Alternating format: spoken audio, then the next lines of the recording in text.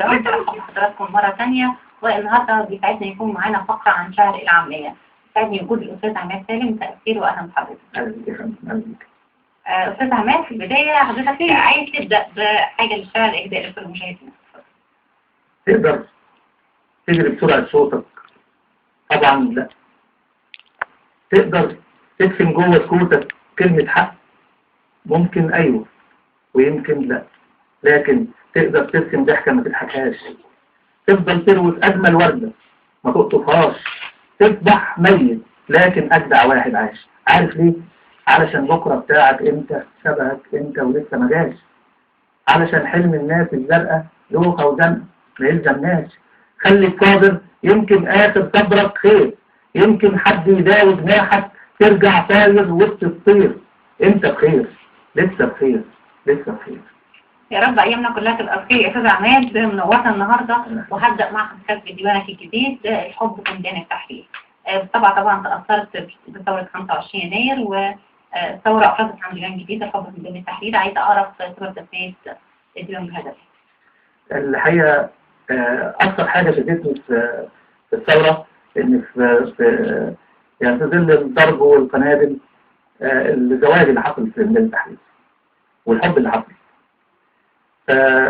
طبعا حضرتك عارفة جو الثورة، يعني احنا اتظاهرنا واتحاصرنا واتضربنا واتكوينا بالقنابل بالمدافع، من يواجه من يدافع، البهايم والجمال من يجاوب على السؤال واحنا عزبا بس أقوى من الجبال.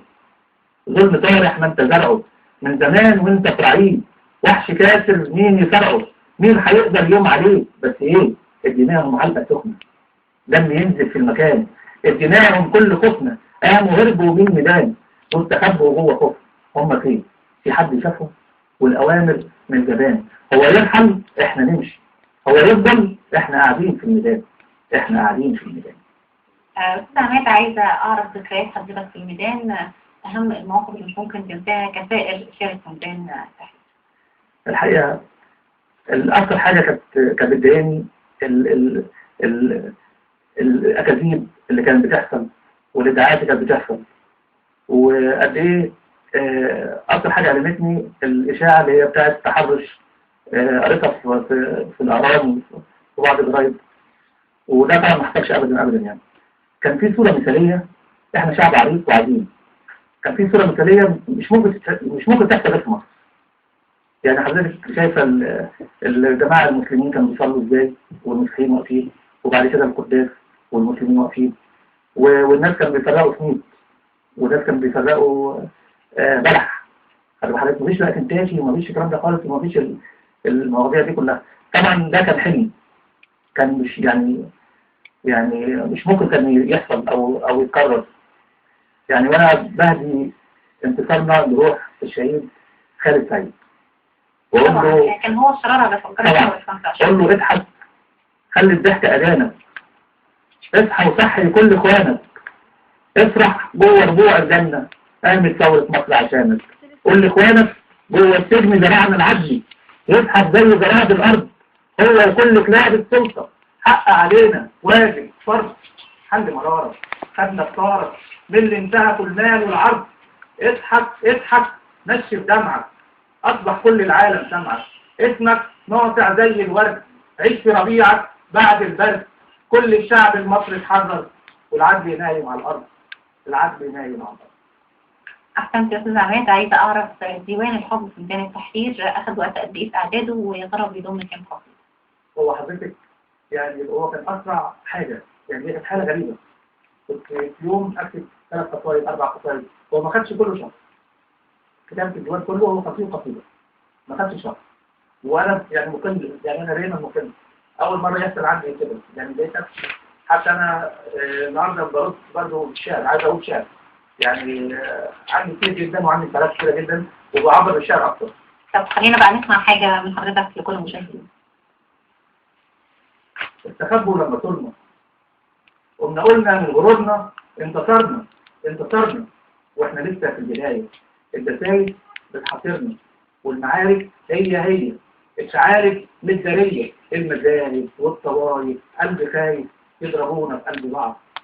بس شايف في عينين وطن الحبيب الهلال يحضن قريب، لو تغيب المودة بالقلوب شمس ثورتنا تغيب، والربيع يصبح لهيب. برضه شايف إن هم لسه بيقوموا بمهمة، وبعزيمة وخوف وهمة، وحش كاسر يلتهمنا، والمعارك لسه جاية، التعالب لسه حية. اصحوا اصحوا اصحوا في ايديكم مصيرنا، الدسايس بتحاصرنا، لما قلنا من غرورنا انتصرنا واحنا لسه في البداية، أحسنت يا أستاذ عماد. تلغراف هو اسم ديوان حضرتك الأول، وناديت فيه الثورة من 10 سنين. يا ترى أسلوب حضرتك اختلف في إيه؟ ولو اتكلمنا عن تلغراف كنت بتنادي الثورة من 10 سنين بتقول. هو أسلوبي طبعا بعد الثورة اختلف كبير جدا جدا. يعني أنا قبل الثورة كنت بميل للتصوير أكتر، يعني في الشعر كنت بميل للصور والتفسيرات أكتر. بعد الثورة يعني قربت للزجل أكتر من الشعر، عاوز أصور، عاوز أسجل اللي بيحصل. يعني حتى بعض الأصدقاء قالوا لي أنت بتكتب، يعني أنت إيه دخلت في قصة المباشرة، يعني مفيش بقيت بتكتب. أنا عاوز أصور إن إحنا اتظاهرنا واتحاصرنا واتضربنا واتكوينا، عاوز أصور اللي بيحصل. فطبعا كان انفعال اختلف، كل الناس اتغيرت.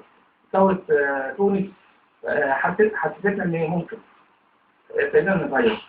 يعني كان في إحباط عام، وكان في إحساس طبعا إن ما كانش ممكن حاجة تحصل. يعني حسينا إن ممكن، حسينا إن ينفع، حسينا إن إحنا نقدر، حسينا إن ليه مصر ما تبقاش مصر، لأن مصر دي كبيرة جدا. يعني مصر دي أكبر من كل اللي حكموها، يعني كبيرة جدا جدا جدا. ما ينفعش طبعا إن كان يحصل فيها كده. فالحمد لله قدرنا يعني. فطبعا كلنا اختلفنا وكلنا اتغيرنا وكلنا يعني بقينا غير الأول. الكتابة قبل كنت بحس إنها مزورة، كاتبة حضرتك. الكتابة بعد بقت كتابة حقيقية. أنا أصبحت شاعر حقيقي بعد الثورة، يعني نتيجة الثورة كل شيء وكل حاجة، وبقيت حاسس إنها قوي جدا. يعني ما بقاش فيه يعني أقدر أعمل أي حاجة، وأقدر أكون في أي حتة، وأقدر أكلم أي حد، وأقدر أبعت رسالة لرئيس الوزراء أقول له فيها إيه بقى؟ تقول له إيه؟ أقول له بعدين السلام، من قبل يوم الاعتصام وأنت واقف وسطنا بحلم يشبه حلمنا، راجل تمام. لكني نفسي أسألك من غير ما أزود في الكلام، دكتور عصام، لما الفقير يعيش ذليل يبقى الغنى أكبر حرام. دكتور عصام، لما البطالة تنتشر بين البشر أكبر معاني الانهزام. دكتور عصام، لما الشهيد اللي بينزل في الميدان صوت الكنايس كلها وكل تكبيرة في أذان بتنادي حي على الصلاح، على الكفاح، على الزراعة والصناعة والأمل، على العمل، على العيون اللي بتسهر يا عسل ايه ده؟ وتحصل في السلام.